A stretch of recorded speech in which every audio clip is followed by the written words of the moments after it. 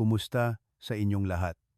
Ako si Dr. Renato Bagani at ngayon susuriin natin ang paksang hapunan na makakapagpabago ng iyong tulog. Goodbye, paggising sa gabi. Nagtataka ba kayo kung paano makakatulong ang tatlong simpleng pagkain sa hapunan para gumaan ang trabaho ng inyong mga bato at mabawasan ang paggising sa gabi, lalo na paglampas ng 50 taong gulang? Marahil, maraming beses na sa buhay ninyo na naranasan ninyong magising ng hating gabi para umihi. Habang mahimbing ang tulog ng lahat, tahimik kayong bumabangon. Sa lamig na humahaplos sa inyong mga paa, pagod pa ang katawan, at hindi pa gising na gising ang isip. Mayroong 1 o 2 beses sa isang gabi, o mas marami pa. At ang pinaka-hindi kaaya-aya ay hindi lang ang paggising, kundi ang hirap na makatulog muli, nagpapabalik-balik hanggang madaling araw. Kaya, paggising ninyo, mabigat ang ulo, pagod ang katawan, nanghihina ang mga hakbang, at buong araw ay walang lakas. Marami ang nagsasabing normal lang ito sa pagtanda at hindi maiiwasan. Ngunit subukan ninyong isipin, kung magpapatuloy ang sitwasyong ito, hindi lang ito simpleng kakulangan sa tulog kundi maraming iba pang problema ang kaakibat nito.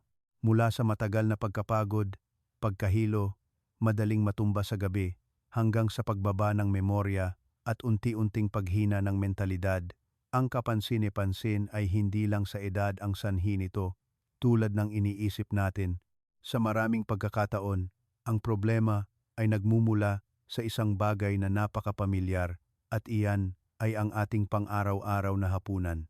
Sa isang maliit na pagbabago lang sa paraan ng pagkain o oras ng pagkain, maaaring kailanganing magtrabaho ang mga bato buong gabi na nagiging sanhi ng patuloy na paggising ninyo. Ngunit ang magandang balita ay hindi komplikado ang solusyon. Hindi ninyo kailangan ng magastos o mahirap na paraan. Kailangan lang ay ayusin ang hapunan gamit ang 3 pamilyar na pagkain na marahil ay nasa inyong kusina na.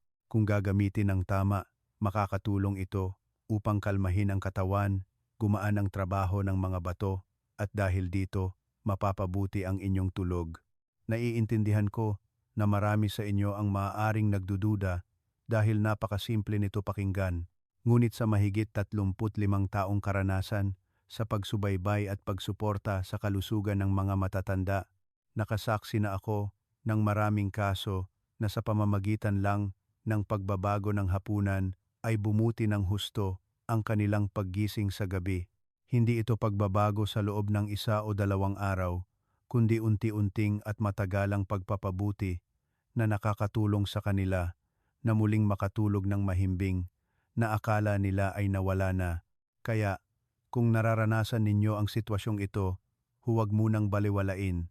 Maaaring sa loob lang ng ilang minuto ng patuloy na panonood, matutuklasan ninyo ang isang bagay na napakapamilyar ngunit hindi ninyo pa napapansin. Pakiusap, subukang panoorin hanggang sa dulo ng video dahil sino ang nakakaalam. Baka simula ngayong gabi, masimulan ninyo ang isang banayad, ngunit makabuluhang pagbabago para sa inyong tulog. Kaya, ano ang 3 pagkain na iyon? At bakit nakakatulong ang mga ito na mabawasan ang paggising sa gabi sa natural na paraan? Samahan ninyo akong alamin ngayon. Bahagi 1, 3 pagkaing hapunan na lubhang. Nakapagpapalusog sa bato, nagpapababa ng creatinine, at nagtatapos sa paggising sa gabi. Unang pagkain, malabnaw na lugaw ng adzuki beans, mongo, at ang mekanismo ng pangangalaga sa bato sa gabi. Ang malabnaw na lugaw ng adzuki beans, mongo, ay tila napakasimple pakinggan, ngunit kung titingnan sa siyentipikong pananaw na sinamahan ng pag-unawa sa katawan ng matatanda, matutuklasan ninyo na ito ay isang pagkain na may napakalalim na epekto sa regulasyon. Gabi ang panahon kung kailan pumapasok ang katawan sa estado ng pahinga, ngunit ang mga bato ay patuloy na tahimik na nagtatrabaho upang salain ang dugo, ayusin ang tubig at electrolytes.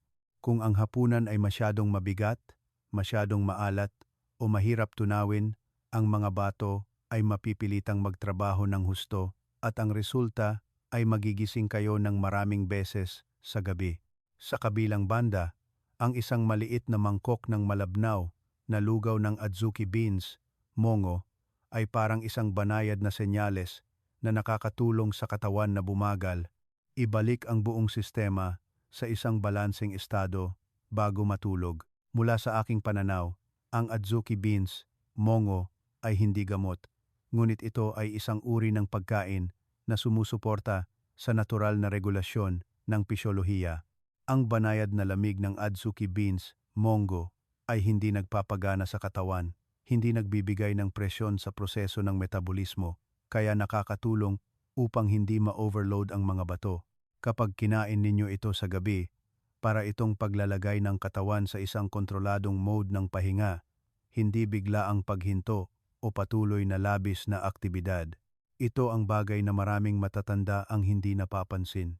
Gayunpaman, palagi kong binibigyang diin ang isang bagay na madaling bigyan ng maling interpretasyon ng marami sa inyo.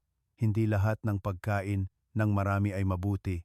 Kung ang lugaw ay masyadong malapot, kumain ng masyadong marami, o niluto ng mali, ang pagkain na tila harmless na ito ay maaaring maging pasanin. Sa loob ng mahigit 45 taong pagmamasid at pagsuporta sa mga matatanda, napansin ko na ang katamtaman ang palaging pinakamabisang gamot, hindi malalaking pagbabago kundi tamang pagbabago. Marami na akong nakasalamuha na katulad na kaso. May isang ginang na mahigit 60 taong gulang na sa simula ay itinuring lang ang adzuki beans, mongo, bilang isang ordinaryong pampalamig na pagkain.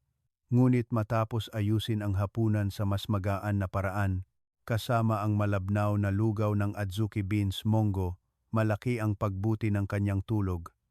Nabawasan ang bilang ng paggising sa gabi, at mas nabawasan din ang pagkapagod ng katawan kinabukasan ng umaga. Ito ay hindi mahika, kundi resulta ng pagbabalik ng katawan sa natural nitong biological rhythm.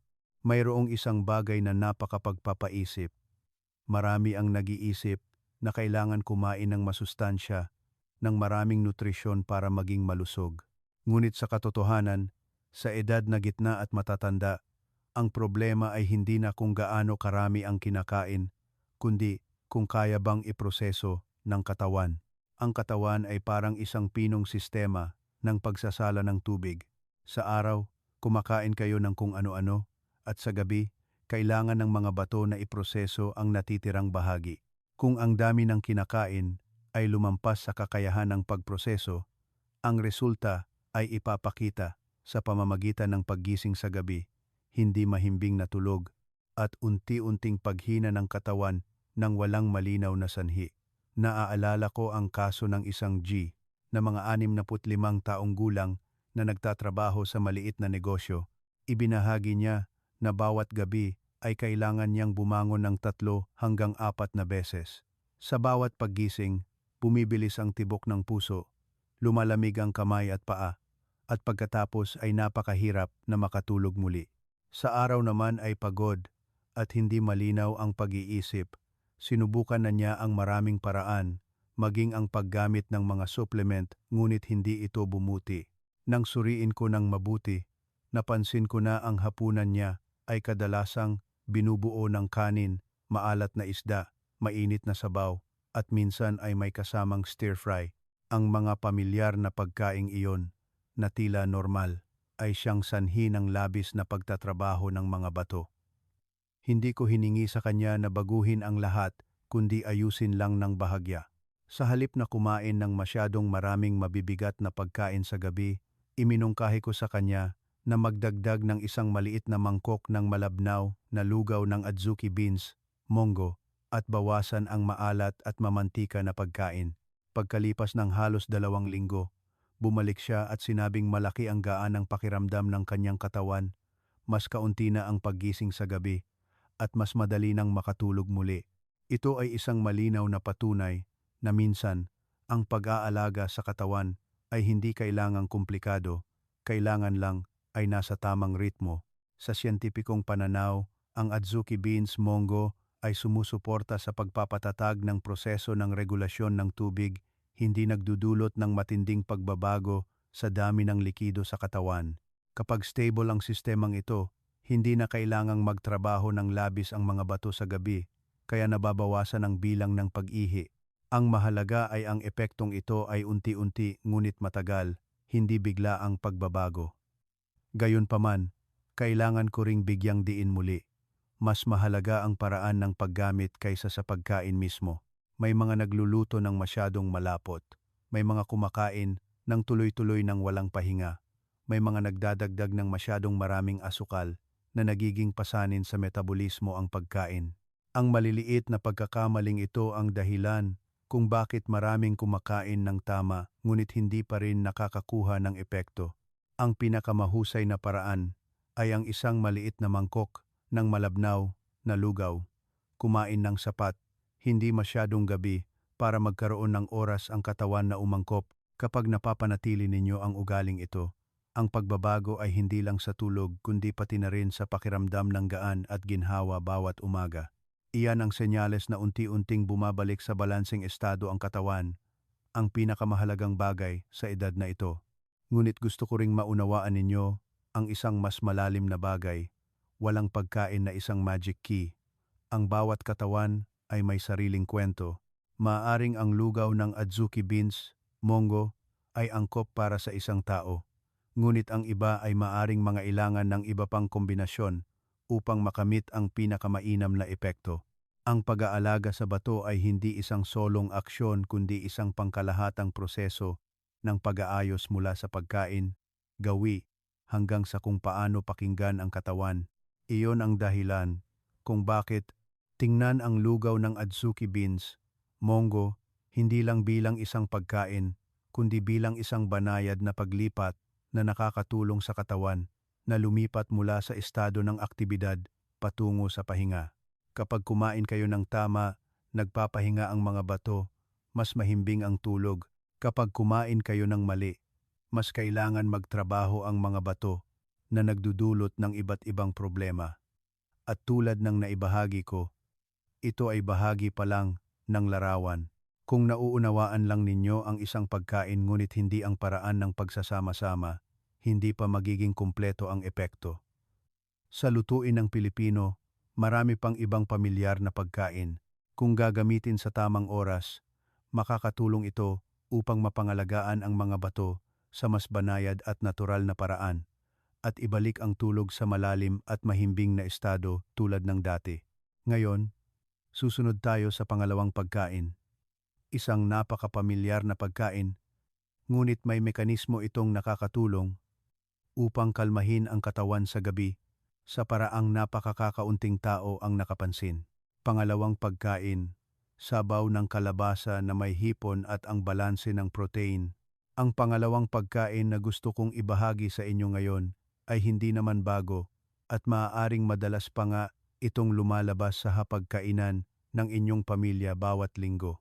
Ngunit ang nakakalungkot ay napakakaunting tao ang nakakapansin sa halaga nito sa pagbabalanse ng tulog at pagbabawas ng paggising sa gabi, at iyan ay ang sabaw ng kalabasa na may hipon.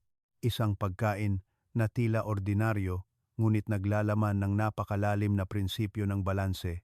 Nakasalamuha ko ang isang ginang na halos 70 taong gulang na nakatira kasama ang kanyang mga anak at apo sa isang malaking pamilya. Ibinahagi niya na ang paggising sa gabi ay nagpatuloy sa loob ng maraming taon. Kailangan niyang magising ng 3 beses bawat gabi at minsan ay mas marami pa. Ngunit ang nakakapagod sa kanya ay hindi lang ang paggising sa gabi, kundi pagkatapos nito, hindi na siya makatulog ng mahimbing na nagiging sanhi ng kanyang pagkalito kinabukasan ng umaga at mabigat ang pakiramdam ng kanyang katawan na parang kulang sa lakas.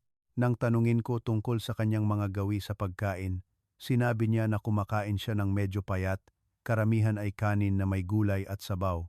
Sa una, tila makatwiran ito, ngunit nang mas malalim kong suriin, napansin ko ang isang napakahalagang detalye. Uminom siya ng napakaraming sabaw sa gabi, minsan 2 hanggang 3 mangkok, dahil naniniwala siya na ang maraming likido ay mabuti para sa katawan. Samantala, nilimitahan niya ang protina sa gabi dahil sa takot na mahirapan sa pagtunaw.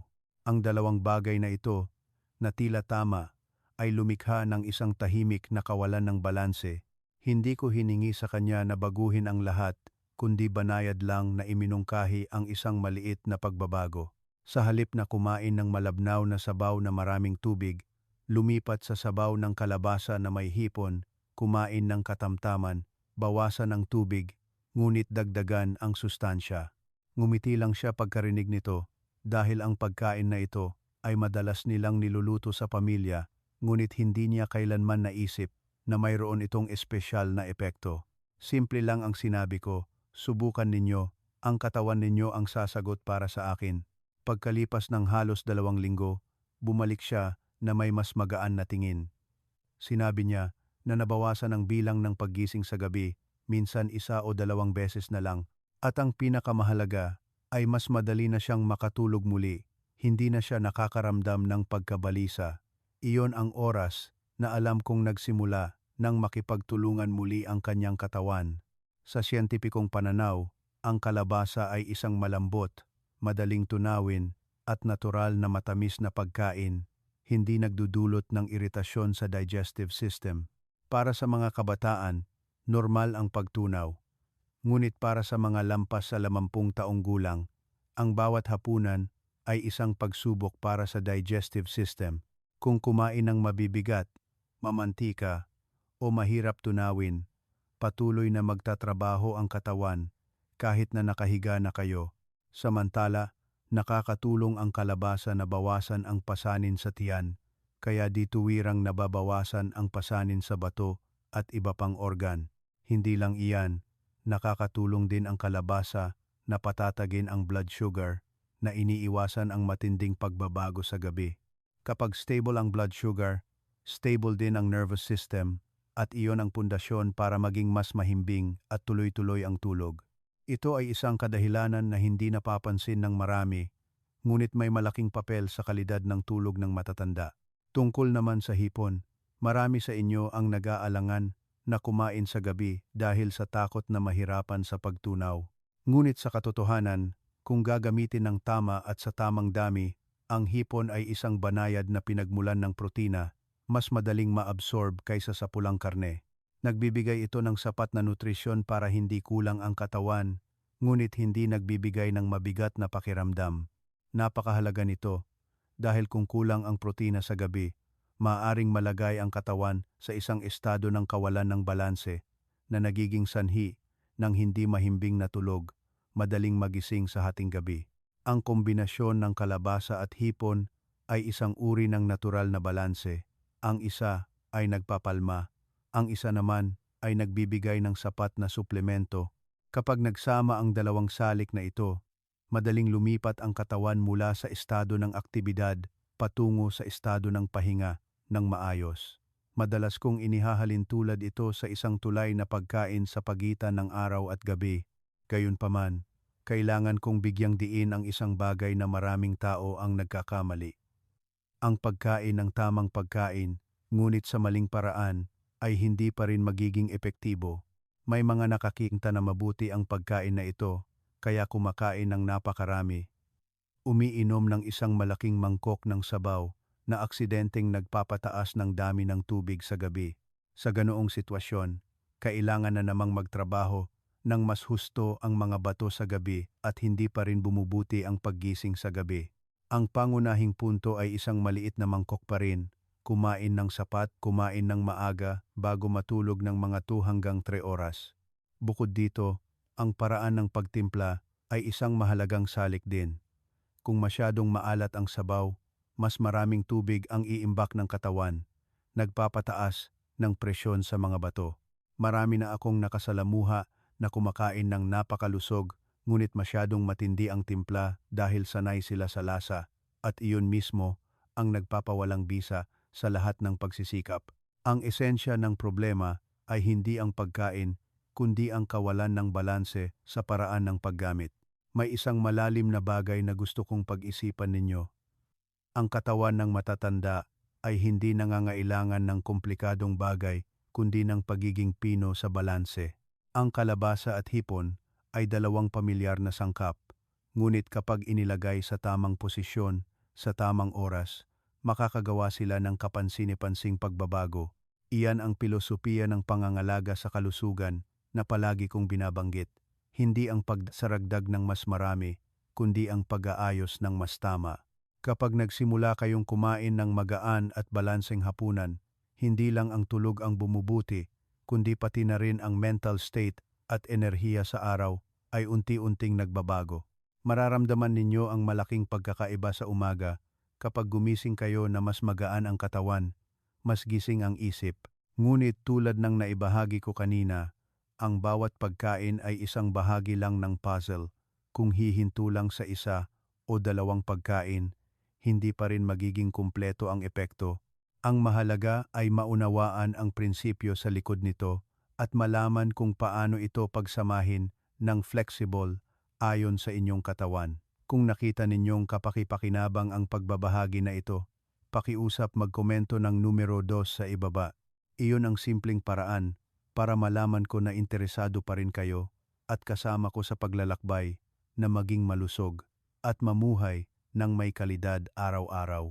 At marahil dito ay itatanong ninyo kung mayroon ng dalawang pagkain na nakakatulong upang kalmahin ang katawan. Mayroon pa bang ibang pagkain na mas simple, mas pamilyar ngunit makakatulong upang maging mas malalim at stable ang tulog sa ibang paraan? Ang sagot ay oo. At ngayon, ibabahagi ko sa inyo ang pangatlong pagkain. Isang pagkain na napakalapit sa kusina ng Pilipino, ngunit may epekto na hindi pa napapansin ng marami. Pangatlong pagkain, steamed egg na may mushroom at ang kahalagahan ng light protein sa gabi.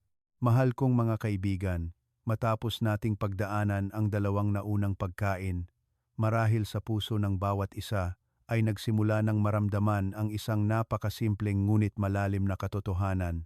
Iyon ay ang katawan ay palaging nakikipag-ugnayan sa atin araw-araw, sadyang dahil sa abalang buhay ay nakakalimutan nating makinig. Kapag inayos ninyo ang pagkain ng bahagya, ng mas tama, agad na sumasagot ang katawan sa pamamagitan ng pagiging mas kalmado, mas mahimbing na tulog, at mas kaunting paggising sa gabi. At ngayon gusto kong ibahagi sa inyo ang pangatlong pagkain, mas malapit pa na maaaring nasa kusina ninyo araw-araw, ngunit hindi napapansin ng nakakalungkot. Iyan ay ang steamed egg na may mushroom. Tila simple pakinggan, ngunit ang pagiging simple na iyan ay naglalaman ng isang napakalalim na pilosopiya ng pangangalaga sa kalusugan.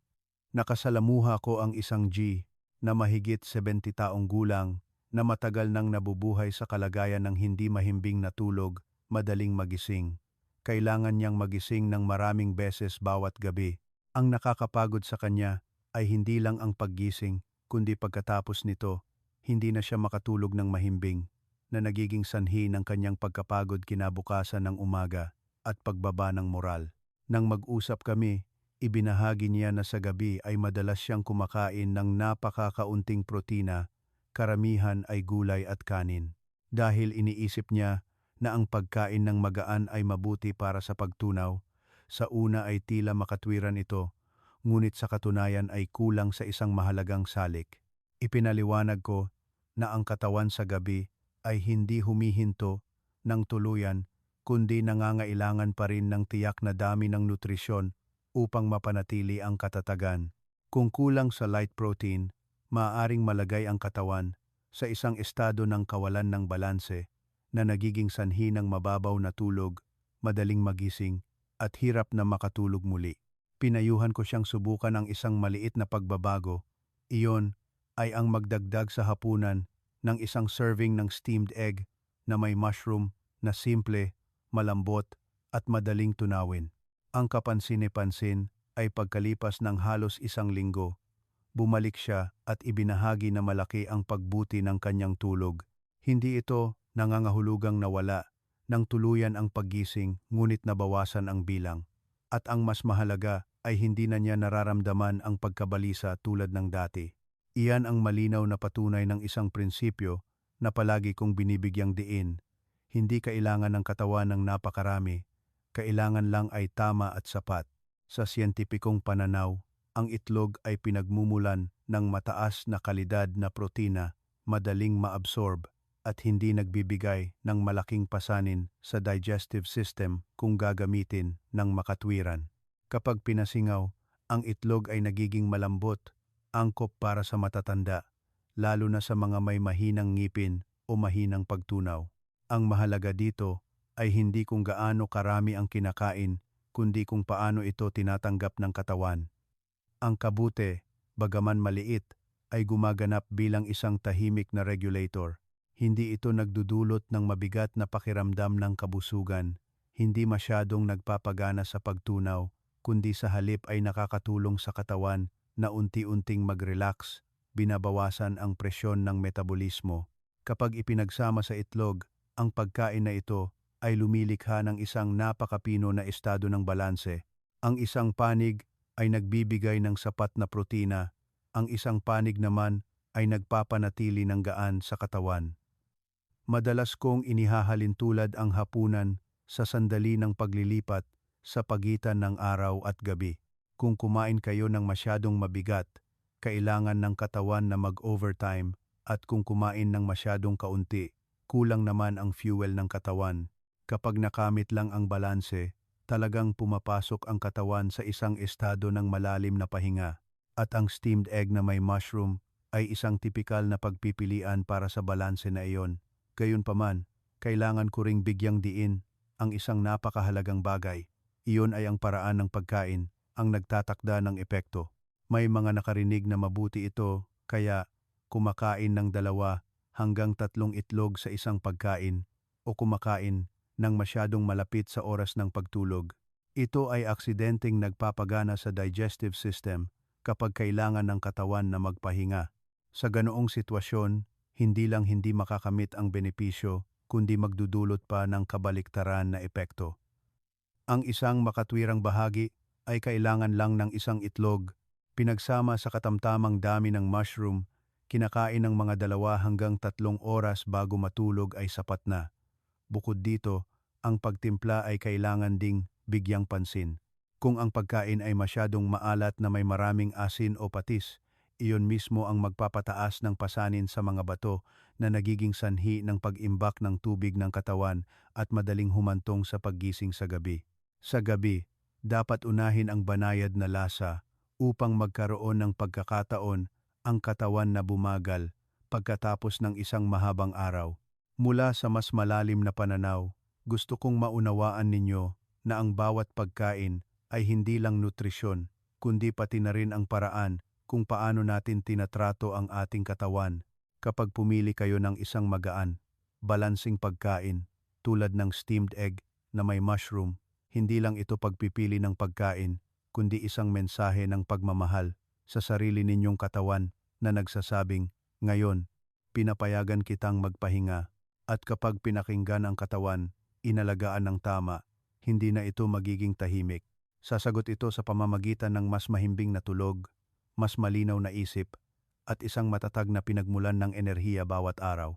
Bahagi tos, mga pagkain at gawi na dapat iwasan sa gabi. Huminto kayo sandali at pakinggan ang inyong katawan.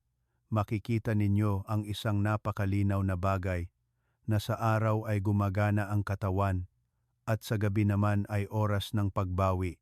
Kung sa gabi ay patuloy kayong nagbibigay ng trabaho sa katawan sa pamamagitan ng mabibigat na pagkain, para lang kayong pinipilit ang isang taong nagtrabaho na buong araw na mag-overtime nang walang pahinga. Sa kabilang banda, kapag marunong kayong pumili ng magaan, sapat, at madaling tunawin na pagkain, tahimik na sasagot ang katawan sa pamamagitan ng mahimbing na tulog at mas matagal na pagbawi sa paglipas ng panahon. Dito, marami sa inyo ang nakapansin na ang 3 naunang pagkain tulad ng malabnaw na lugaw ng adzuki beans, monggo, sabaw ng kalabasa na may hipon, o steamed egg na may mushroom ay hindi naman komplikado.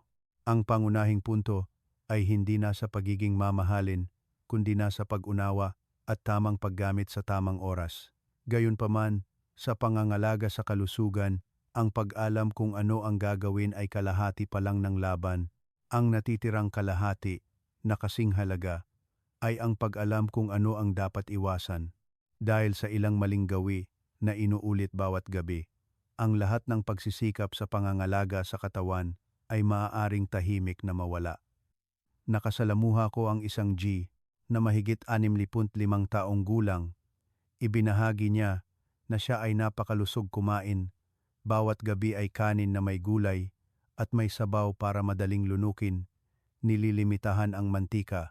Sa una, tila napakakaraniwan nito, ngunit ang nakakapahirap sa kanya ay bawat gabi ay kailangan niyang magising ng 3 hanggang 4 na beses para umihi. Nang suriin ko ng mas mabuti, napansin ko na bawat hapunan ay umiinom siya ng 2 o maging 3 mangkok ng sabaw at pagkatapos ay kumakain pa ng prutas dahil iniisip niya na ang pagdaragdag ng bitamina ay mabuti. Ang mga bagay na tila makatwiran ay aksidenteng naging pasanin sa mga bato. Isipin ninyo na parang ganito, ang gabi ay parang oras na magsasara ang pabrika para sa maintenance. Ngunit kung patuloy tayong magdaragdag ng hilaw na materyales, lalo na ang sobrang dami ng tubig mula sa sabaw o makatas na prutas, mapipilitan ng mga bato na magpatuloy sa pagtatrabaho habang dapat ay nagpapahinga sila. Ang resulta ay nahahati ang tulog at hindi makakabawi ng buo ang katawan. Ang kapansin-pansin ay ang prosesong ito ay nangyayari ng tahimik, walang sakit, walang lagnat, kaya maraming nagkakamali na iniisip na normal lang ito sa edad. Ang isa pang karaniwang pagkakamali ay ang pagkain ng maalat sa gabi. May mga sanay na kumain ng isda na nilagyan ng toyo at suka o kinayod na karne na malakas ang lasa o atsara nang hindi napapansin na ang dami ng asin na iyon ang nagpapaimbak ng mas maraming tubig sa katawan. Kapag naimbak ang tubig, kailangan ng mga bato na mas magtrabaho upang ayusin ang balanse at ang prosesong ito ay madalas na nangyayari ng mas matindi sa gabi. May mga kaso na nakasalamuha ko, kumakain sila ng napakakaunti ngunit ang kaunting iyon ay may matinding lasa at iyon mismo ang sanhi ng pagpapatuloy ng paggising sa gabi. Hindi lang doon nagtatapos, ang pagkain sa gabi ay isang tahimik na salik din na sumisira sa tulog. Kapag kumain kayo malapit sa oras ng pagtulog, hindi pa natutunaw ang pagkain ay kailangan ng lumipat sa estado ng pahinga. Sa oras na ito, gumagana pa rin ang digestive system na nagdudulot din ng pagproseso ng mga bato na nagiging sanhi upang hindi makapasok ang buong katawan sa isang ganap na estado ng pagpapahinga. Dahil dito, nagiging mababaw ang tulog, madaling magising at hirap na makatulog muli. Nakasalamuha ko rin ang isang ginang na mahigit 70 taong gulang na mahilig kumain ng prutas sa gabi dahil sa pakiramdam na malamig at komportable. Ngunit ang ugali na iyon ang nagiging sanhi ng kanyang paggising ng maraming beses sa gabi. Nang ipaliwanag, napansin niya na hindi mahalaga kung ang pagkain ay mabuti o masama kundi kung nasa tamang oras ba ito. Ito ay isang napakalalim na prinsipyo na madalas na hindi napapansin ng marami sa pangangalaga sa kalusugan. Bukod dito, ang isang bagay na tila maliit ngunit may malaking epekto ay ang pag-inom ng tubig bago matulog. May mga umiinom ng isang buong baso bago matulog dahil sa takot na kulang sa tubig. Ngunit kailangan ninyong maunawaan na ang katawan ay may sariling biological rhythm. Kung sapat na ang nainom na tubig sa araw, hindi na kailangan pang magdagdag sa gabi. Ang pag-inom ng masyadong maraming tubig sa oras na ito ay nagpapataas lang ng presyon sa mga bato at nagdudulot ng pagkaantala sa tulog. Sa loob ng maraming taon ng pagtatrabaho sa mga matatanda, napansin ko ang isang napakapagpapaisip na bagay. Iyon ay ang karamihan sa mga problema sa kalusugan ay hindi nagmumula sa malalaking sakit, kundi sa maliliit na gawi na inuulit araw-araw. At iyon din ang dahilan kung bakit ang solusyon ay hindi nasa malalaking pagbabago, kundi nagsisimula sa napakabanal na pag-aayos tulad ng pagkain ng mas payat, pag-inom ng mas kaunting tubig sa gabi, pag-iwas sa pagkain ng gabi, at mas pakikinig sa katawan. Kung nakita ninyong kapakipakinabang ang pagbabahagi na ito, pakiusap magkomento ng numero 4 sa ibaba. Iyon ang simpleng paraan para malaman ko na interesado pa rin kayo at kasama ko sa paglalakbay na maging malusog at mamuhay ng may kalidad araw-araw. Bahagi 3.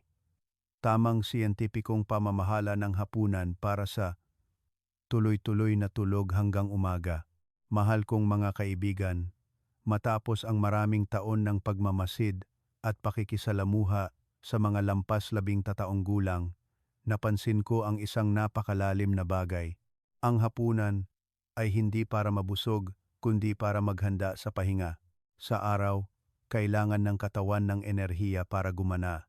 Ngunit pagdating ng gabi, nais ng bawat organ na bumagal. Kung patuloy nating gagawin ang parehong gawi sa pagkain tulad ng sa araw, aksidente nating pinipilit ang katawan na magpatuloy sa pagtatrabaho kung saan dapat itong magpahinga.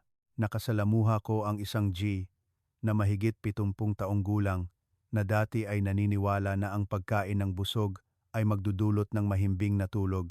Ang hapunan niya ay kadalasang kumpleto, mas marami pa kaysa sa tanghalian. Ngunit ang kabalintunaan ay, habang mas marami siyang kinakain, mas mahirap siyang matulog. Patuloy siyang nagigising sa gabi at paggising sa umaga ay pagod na pagod. Nang ibahagi ko sa kanya na subukang bawasan ang dami ng kinakain, kumain ng mas magaan, at kumain ng mas maaga. Sa simula, nag-aalala siya na baka magutom, ngunit pagkatapos ng maikling panahon, bumalik siya at sinabi ang isang bagay na hindi ko malilimutan. Kaya pala, hindi kailangan ng katawan ko ng kasing dami ng akala ko, kailangan lang ay tama at sapat. Ito ay nagpapahiwatig ng isang napakahalagang prinsipyo na nakakalimutan ng marami. Ang katawan ng matatanda ay nangangailangan ng pagiging pino, hindi ng sobra. Ang isa sa mga pangunahing salik ay ang oras ng hapunan. Kung kumain kayo ng masyadong gabi, lalo na malapit sa oras ng pagtulog, mapipilitan ang digestive system na gumana habang ang buong katawan ay gustong magpahinga. Hindi lang ito nakakagambala sa tulog, kundi nagiging sanhi din ng mas maraming pagtatrabaho ng mga bato sa gabi na humahantong sa madalas na paggising. Kaya, palagi kong pinapayuhan na ang hapunan ay dapat gawin ng mga 2 hanggang 3 oras bago matulog. Ito ang ginintuang oras para matunaw ng katawan ang pagkain ng magaan bago pumasok sa tulog. Kapag nagpapahinga ang digestive system sa tamang oras, makikinabang ang buong katawan. Susunod ay ang problema sa dami ng kinakain. Marami sa inyo ang nahuhulog sa dalawang matinding kalagayan, kumakain ng masyadong busog o kumakain ng masyadong kaunti dahil sa takot na tumaba o mahirapan sa pagtunaw. Ngunit sa katotohanan, ang kailangan ng katawan ay ang katamtamang balanse. Ang isang perpektong pagkain ay kapag nakaramdam kayo ng sapat, hindi na gutom, ngunit hindi rin mabigat ang tiyan. Madalas kong inihahalin tulad ito sa pagtulog na may tahimik na tiyan, hindi overloaded, hindi rin walang laman. Hindi lang iyan, ang paraan ng pagsasama-sama ng mga pagkain ay may malaking papel din.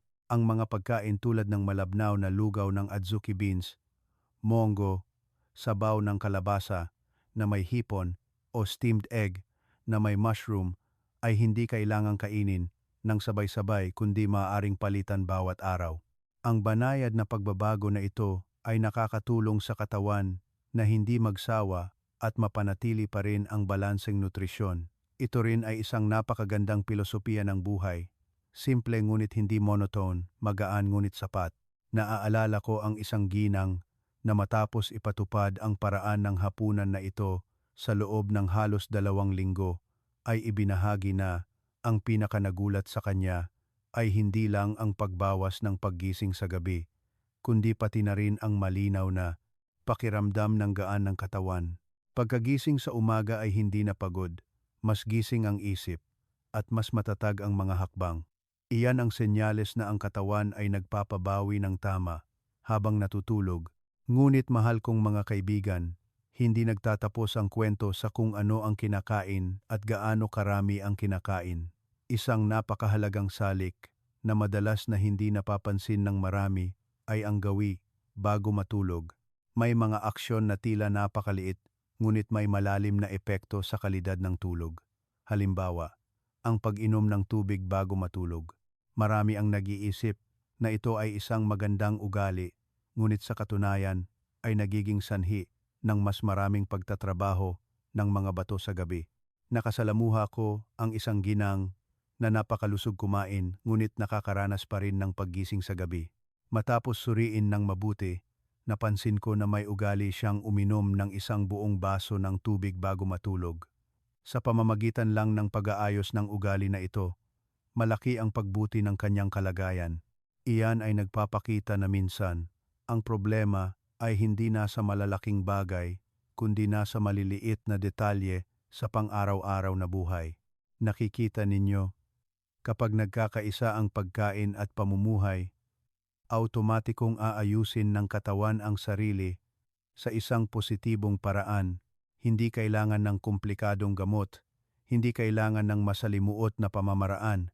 Kailangan lang ay maunawaan ang katawan at tratuhin ito ng mas pinong araw-araw. Marami na tayong mababago. Bahagi 4. Ang pagkakaiba sa pagitan ng mahimbing na natutulog at madalas na nagigising sa gabi. May isang bagay na palagi kong gustong bigyang diin sa inyo. Iyon ay ang pagkakaiba sa pagitan ng mga mahimbing na natutulog at ng mga madalas na nagigising sa gabi ay hindi nasa swerte o pisikal na katangian, kundi nasa kung paano nila nauunawaan at nabubuhay ng naaayon sa kanilang katawan. Marami ang nag-iisip na sapat na ang pumili ng tamang pagkain. Ngunit sa katunayan, ang nagtatakda ay ang maliliit na gawi pagkatapos ng hapunan at kung paano tayo naghahanda para sa tulog.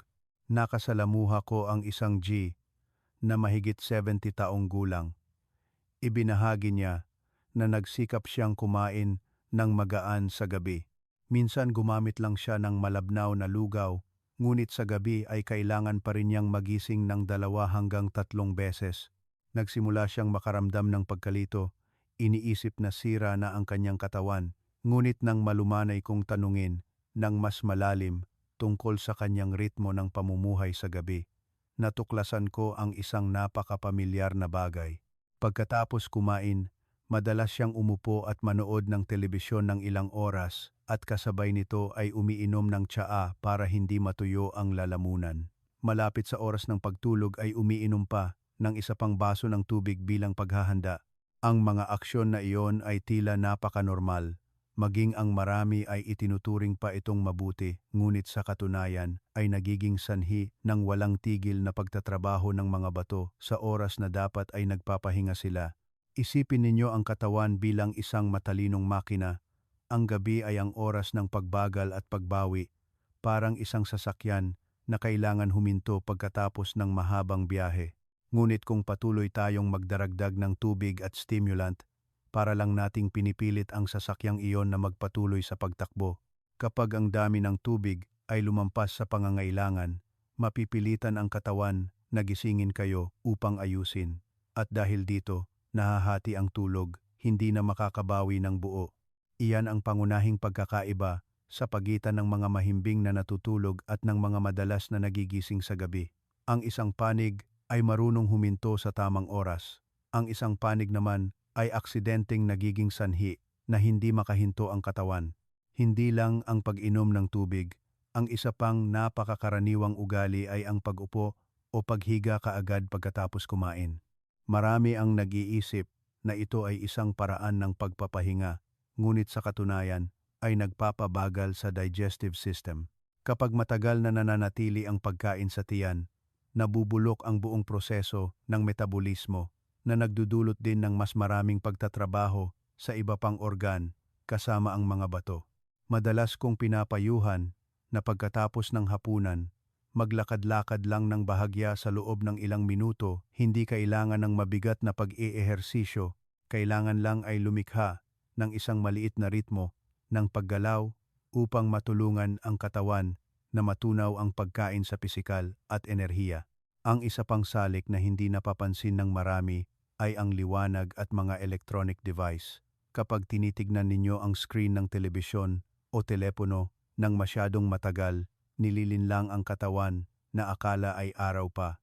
Ito ay nagdudulot ng pagkalito sa biological clock na nagiging sanhi ng pagdating ng tulog ng mas huli at hindi sapat ang lalim. Kapag hindi sapat ang lalim ng tulog, kahit isang napakabanayad na senyales mula sa pantog ay maaaring maging sanhi ng inyong paggising.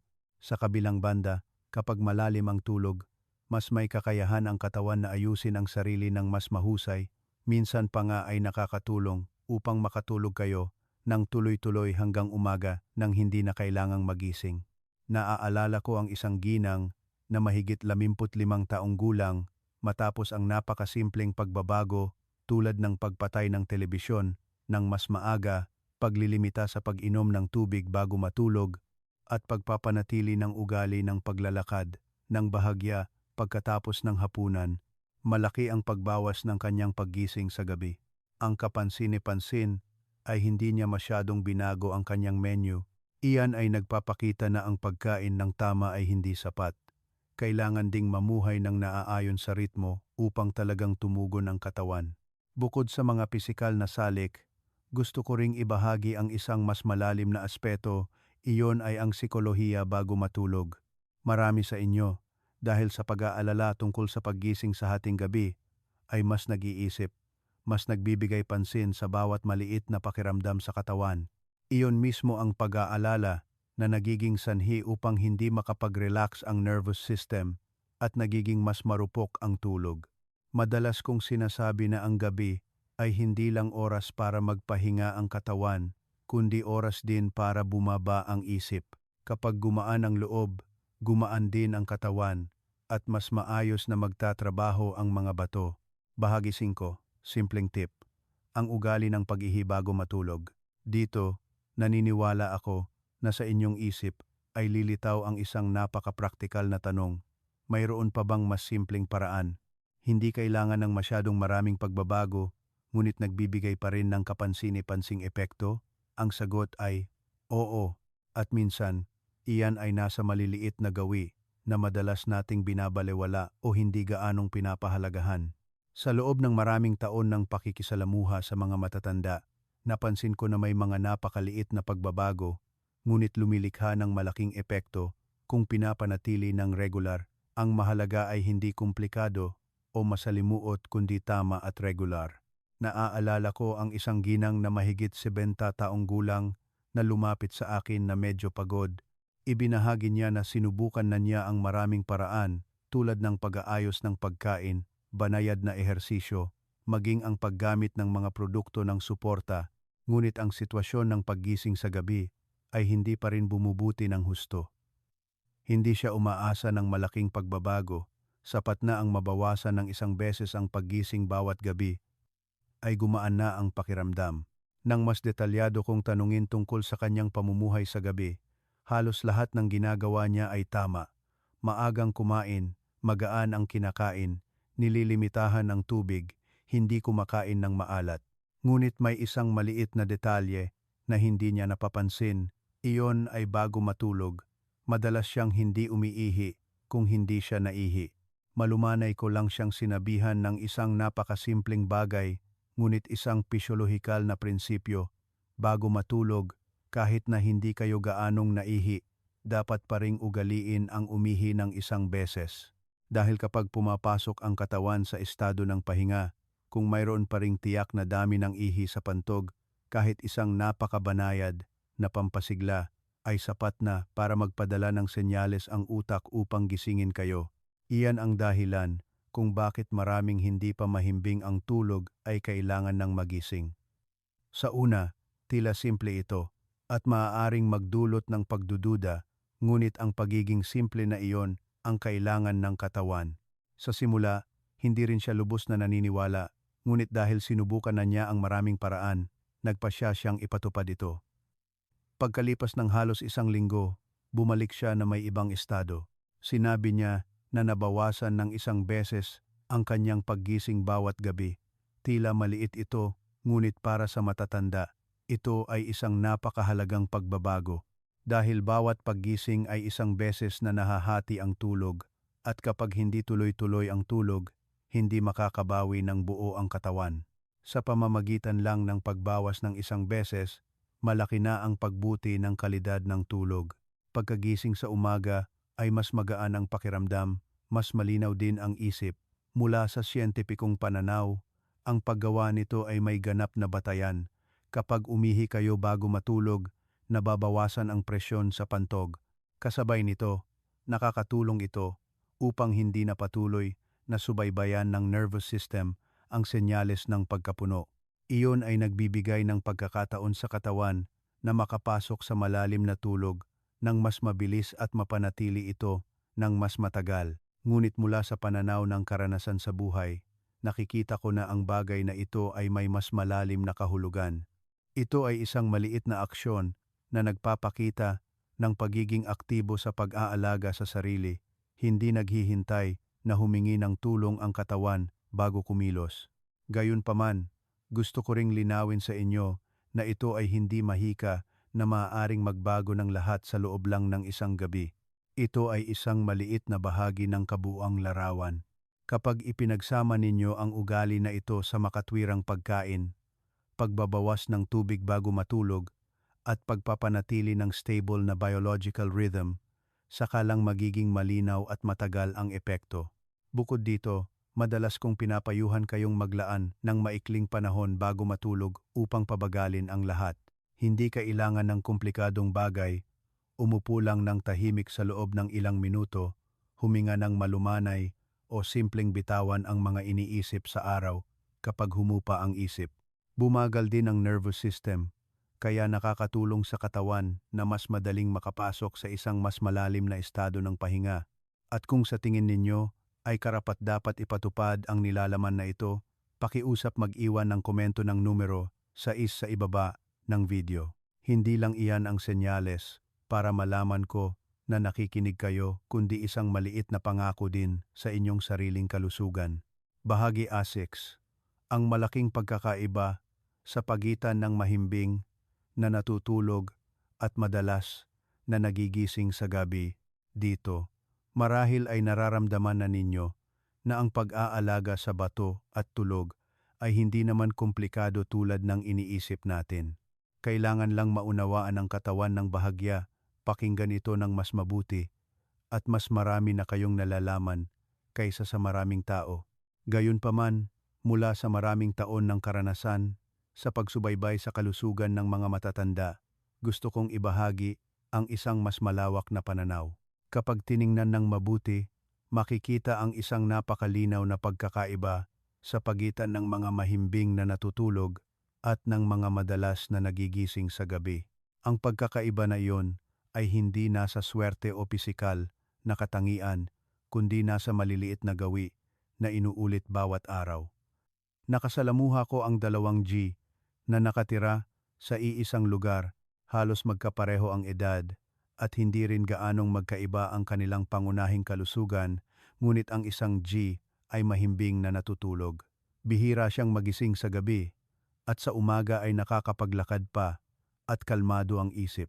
Samantala, ang isa naman ay halos bawat gabi ay nagigising ng 3 hanggang 4 na beses.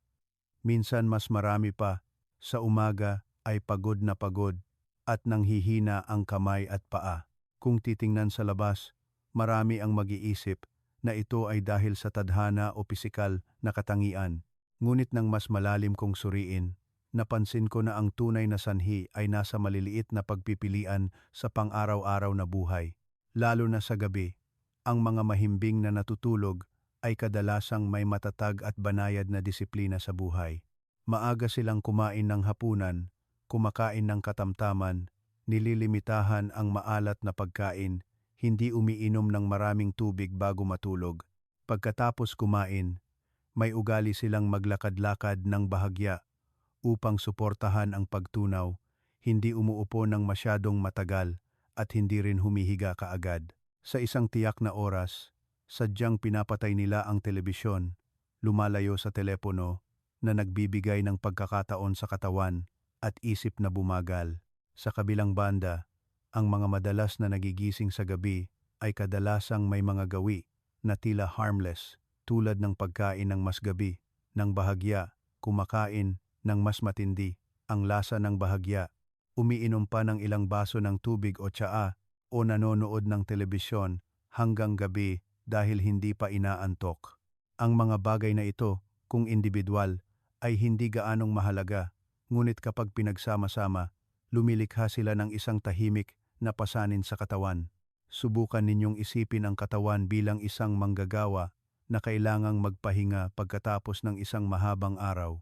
Kung sa gabi ay patuloy pa rin itong kailanganing iproseso ang mabibigat na pagkain, labis na tubig o pampasigla mula sa liwanag at impormasyon, ang sistema sa loob, lalo na ang mga bato, ay walang pagkakataon na magpahinga. At kapag patuloy na nagtatrabaho ang mga bato, magpapadala sila ng senyales sa labas sa pamamagitan ng paggising sa inyo sa hating gabi. Ang isa pang pagkakaiba na palagi kong binibigyang diin ay ang kakayahang makinig sa katawan.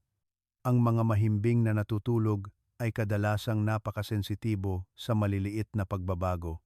Napapansin nila na kapag kumain sila ng gabi ay hindi mahimbing ang tulog. Kapag kumain ng magaan ay mas gumagaan ang pakiramdam, kaya sila mismo ang nag-aayos.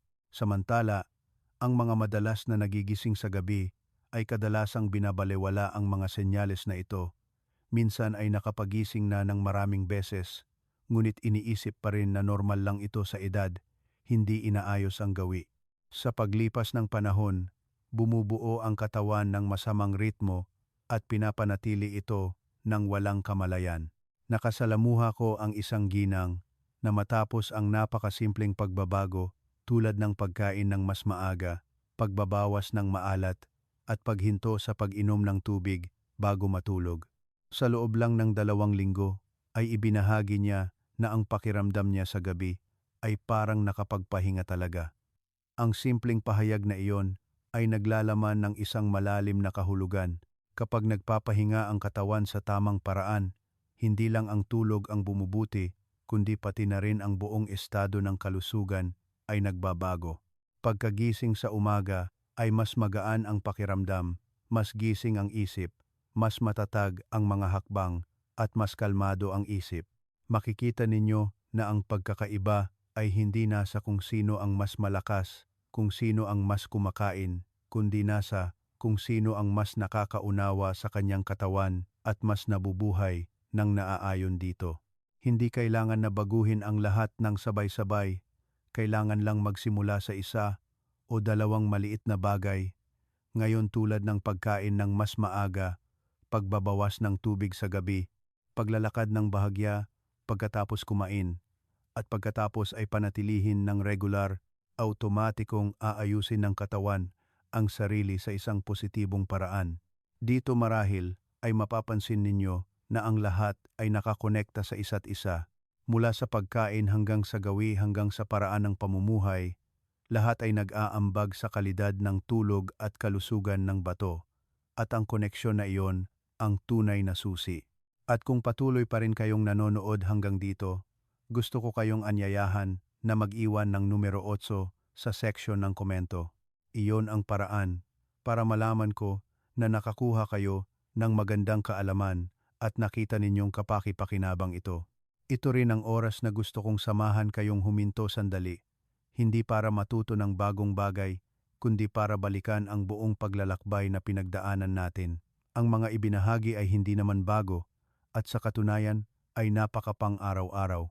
Ngunit kapag pinagsama-sama, lumilikha sila ng isang napakalinaw na larawan tungkol sa kung paano alagaan ang katawan. Ang ating mga bato ay hindi isang komplikadong organ. Ito ay parang isang tahimik na manggagawa. Araw-araw ay nagsasala ng unti-unti, nag-aayos ng unti-unti, hindi nagrereklamo. Ngunit kapag overloaded, hindi ito sisigaw, kundi ipapakita sa pamamagitan ng napakabanal na senyales tulad ng madalas na paggising sa gabi. Hindi mahimbing na tulog, paggising sa umaga ay pagod. Dahil ang mga senyales na ito ay napakabanal, kaya maraming binabalewala. Marami pa rin ang nag-iisip na ang paggising sa gabi ay dahil sa edad at hindi mababago. Ngunit sa katotohanan ay ipinapakita na ang edad ay bahagi lang. Ang malaking bahagi ay nasa kung paano tayo nabubuhay araw-araw. Hindi humihina ang bato sa isang araw, kundi unti-unting humihina sa pamamagitan ng maliliit na gawi tulad ng pagkain ng gabi, pagkain ng maalat, pag-inom ng maraming tubig bago matulog. Ang mga bagay na ito, kung inuulit ng matagal, ay lilikha ng malaking presyon sa katawan. Ngunit ang kapansin-pansin ay napakamakatarungan ng ating katawan at marunong tumugon. Kailangan lang ninyong baguhin ng bahagya at magsisimula itong bumawi. Isang mas magaan na hapunan, isang mas maagang oras ng pagkain, isang maliit na mangkok ng malabnaw na lugaw ng adzuki beans, monggo, isang maliit na mangkok ng sabaw ng kalabasa na may hipon, isang maliit na mangkok ng steamed egg na may mushroom, isang ugali ng paglalakad ng bahagya pagkatapos kumain o simpleng pag-ihi bago matulog. Ang lahat ng mga bagay na iyon, kapag pinagsama-sama, ay lilikha ng kapansin-pansing pagbabago. Subukan ninyong isipin, kung bawat gabi ay mababawasan ng isang beses ang paggising, magkaiba na ang tulog. Kung mas mahimbing ang tulog ng bahagya, mas malakas na paggising sa umaga. Kung araw-araw ay mas malakas ng bahagya, mas gagaan ang buhay.